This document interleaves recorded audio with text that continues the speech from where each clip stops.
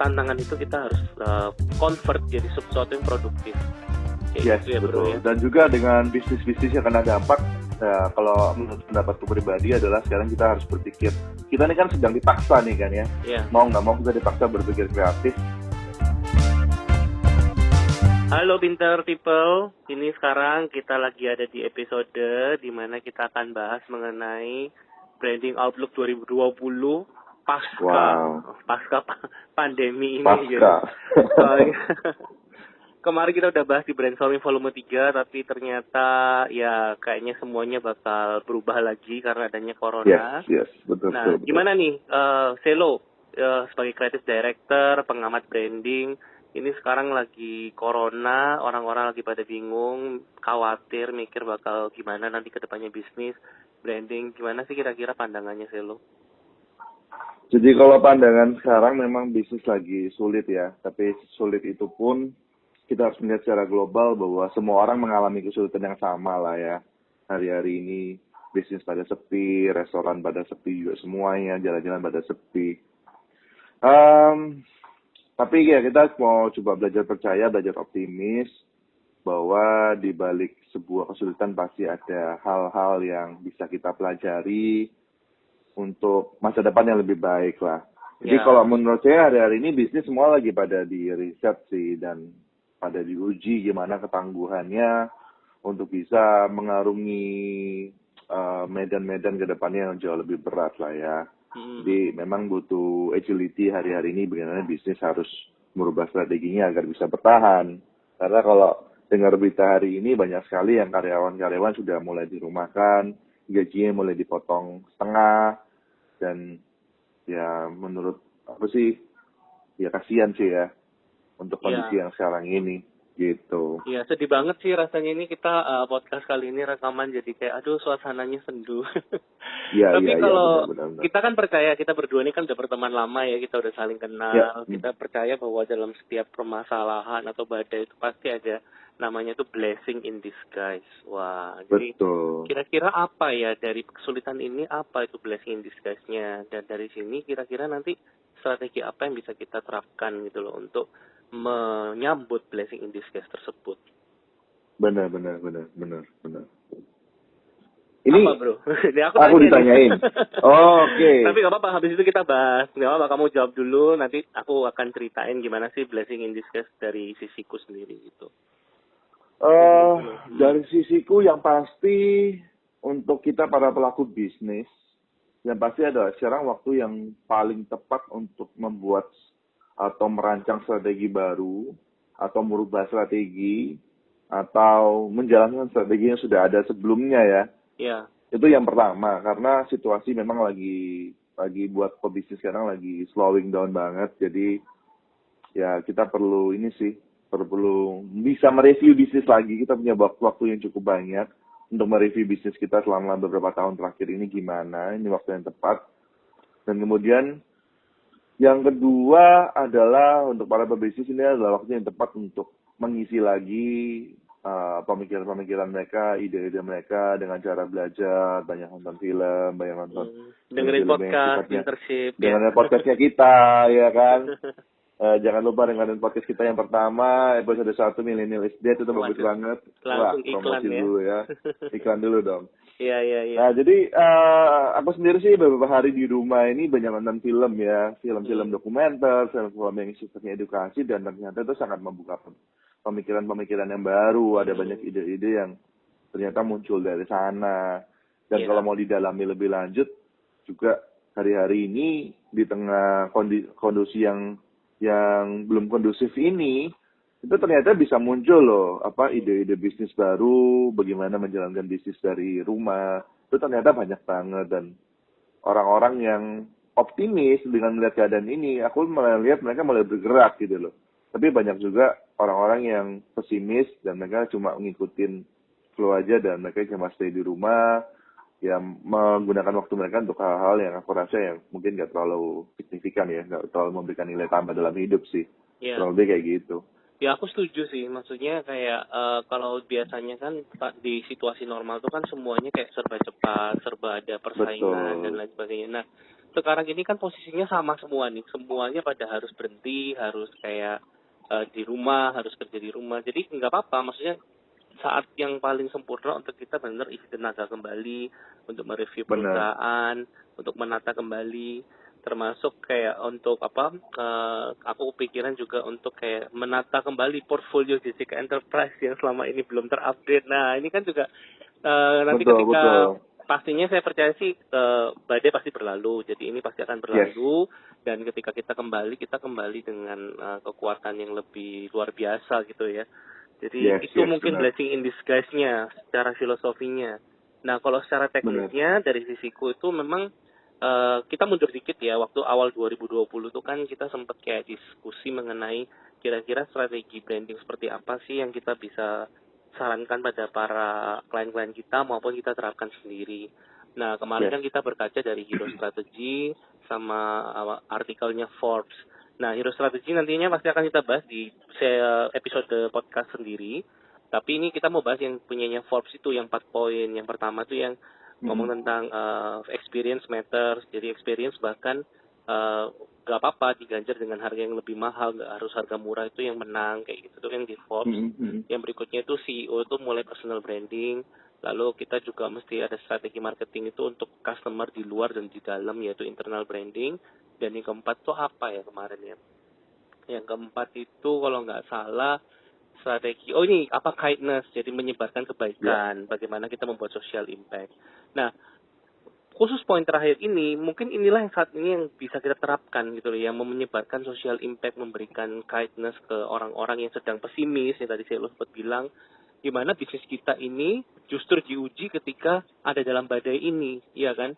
Jadi ketika semuanya situasinya baik, semuanya enak, bisnis kita baik-baik saja. Tapi justru di saat-saat sulit, apa yang kita lakukan? Nah, ini yang menentukan jati diri bisnis, karakter dari bisnis kita ini, gitu lah ya. Benar. Nah, jadi benar-benar diuji, benar-benar diuji. Betul. Jadi di saat yang sulit ini, ketika bisnis memberikan kontribusi, memberikan social impact, justru disitulah kalian akan menyentuh hati customer Anda, gitu ya. Yes, benar. Nah, jadi memang kalau dari respon beberapa hari terakhir ini memang banyak klien yang mereka sharing bahwa memang bisnisnya turun.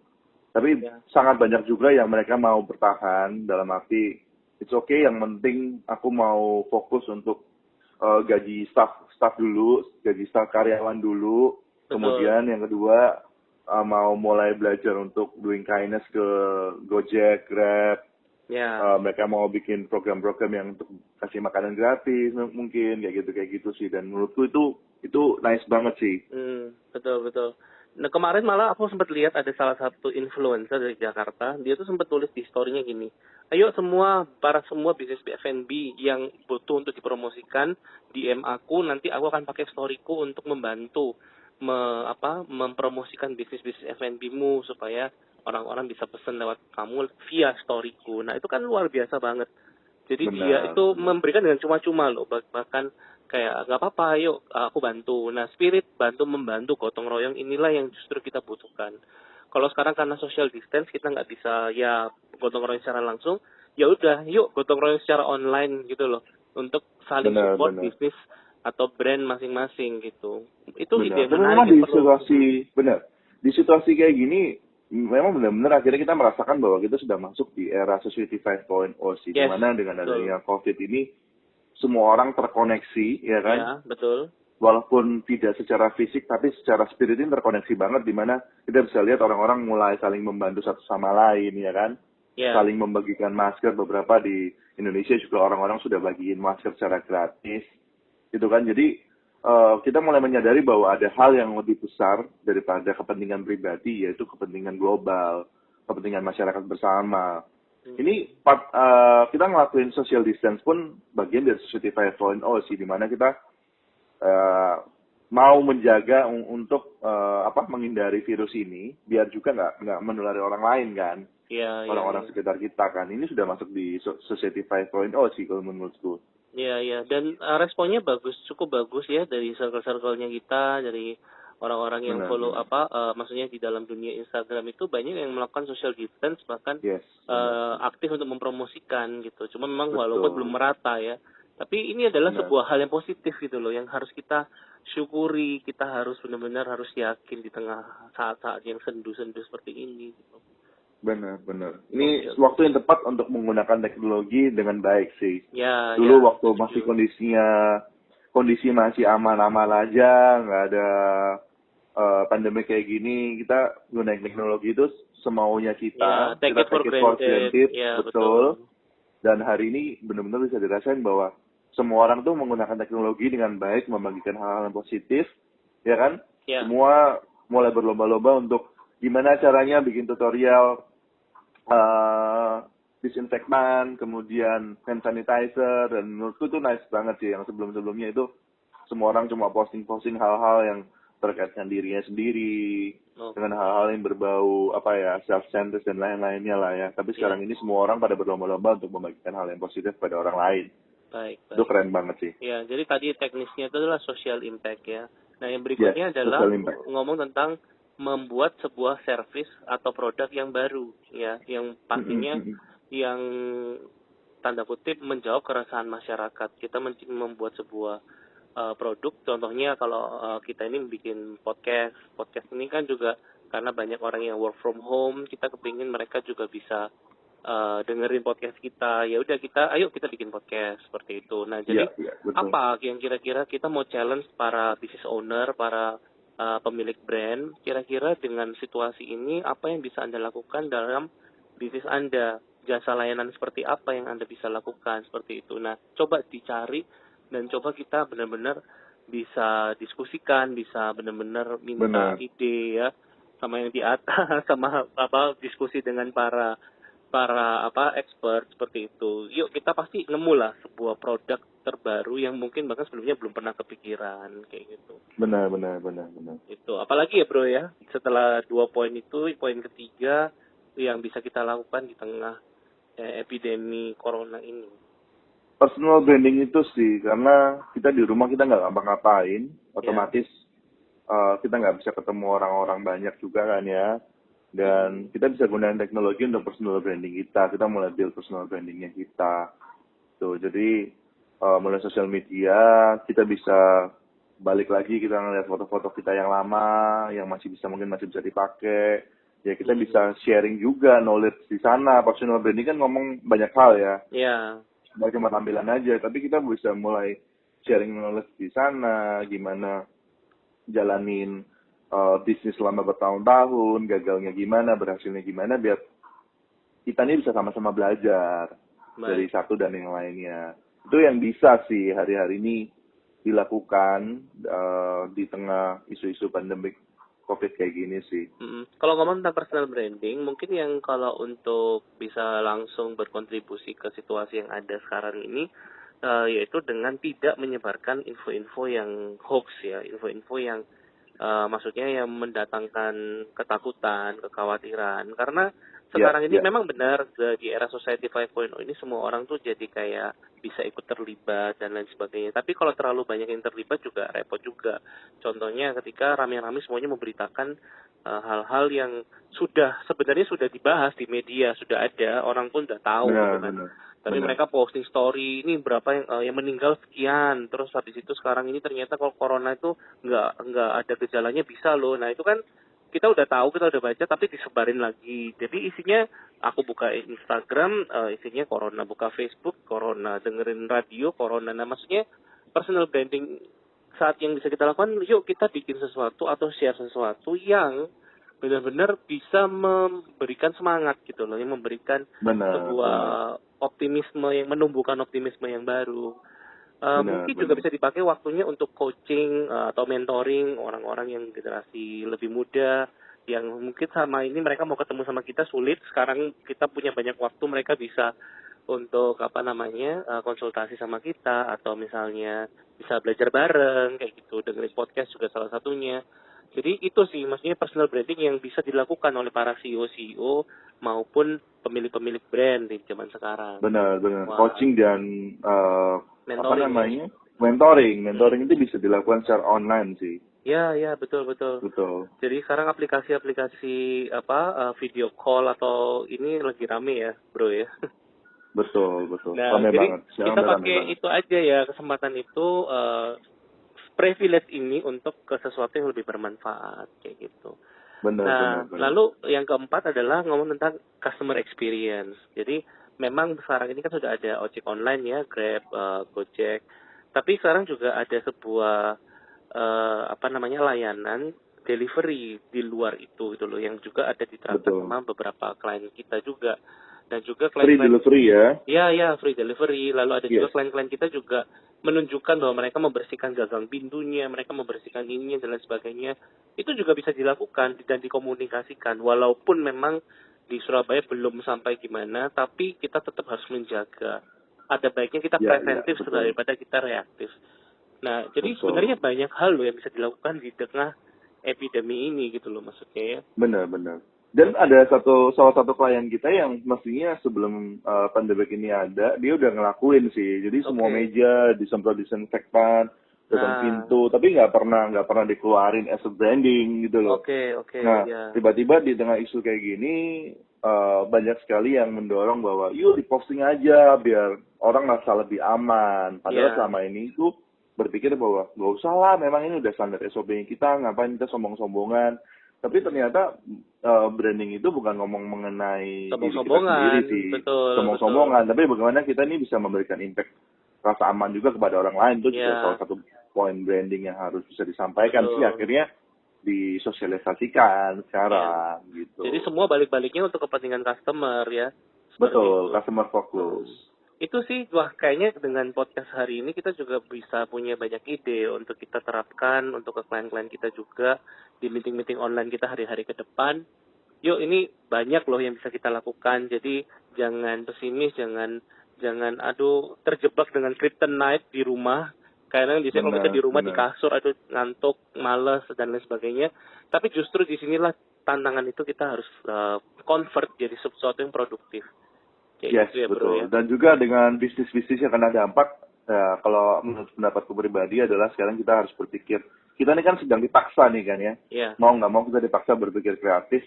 Jadi ya, dan yang namanya bisnis hari ini lagi ada gelombang besar, kita harus bisa ngelewatin itu, dimana kita bisa enjoy ngelewatin itu juga, dan aku yakin pasti ada ide-ide bisnis yang brilian yang bisa keluar hari-hari ini dari para pebisnis sih. Yes. Nah, kita tinggal lihat aja sih, tinggal tunggu setelah pandemi ini berakhir. Aku rasa persaingannya akan jauh lebih menarik lagi di bisnis-bisnis.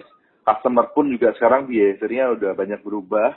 Kita lihat semua pada belanja online, online. Dan aku rasa ketika pandemi ini berakhir, behavior-nya bakalan mulai dari nol lagi, dan ini menarik sih. Agility setiap bisnis akan diuji di sini pasti. Nice.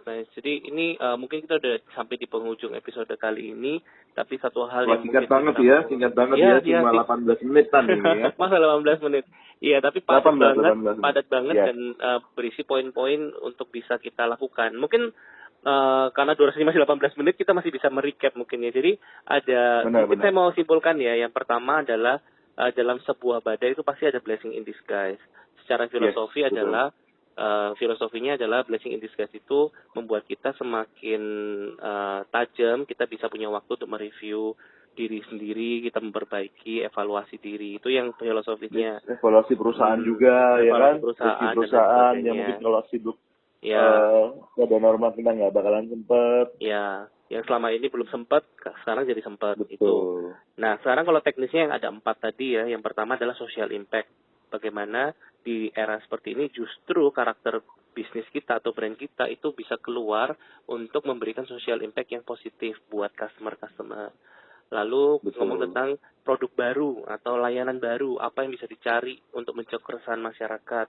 Lalu yang ketiga adalah experience. Yang ketiga adalah personal branding. Bagaimana setiap pemilik bisnis, pemilik brand itu bisa berperan dalam menyebarkan atmosfer yang positif buat di dunia online terutama ya, sehingga mereka bisa berdampak lebih luas, lebih baik.